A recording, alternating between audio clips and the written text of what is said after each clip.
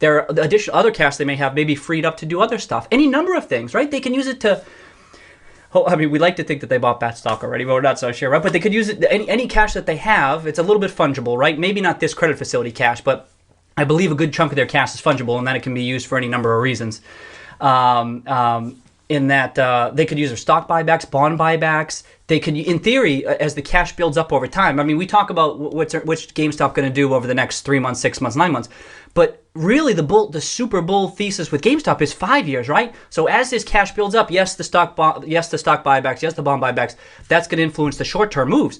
But the huge, gigantic GameStop bull thesis, in what I think Cohen is more interested in, is that 5-10 year plan, where they reinvent the business model, right? I talk about that on the videos over and over. And so this is the thing: as this cash builds up, and they get the current cash on the books, but in the free cash flow they generate over the next 12 months, they're going to have this balance sheet to subsidize this vision, that whoever's vision it is, whether it's management's vision, which we presume it is, the board's vision, if Cohen has a new vision, assuming that's even his play, they're going to have the cash to do it. They have the cash to do it. So this credit facility is important because they should be fine come the con. So this was a concern 3 to 6 months ago. People had this concern prior to the bond exchange.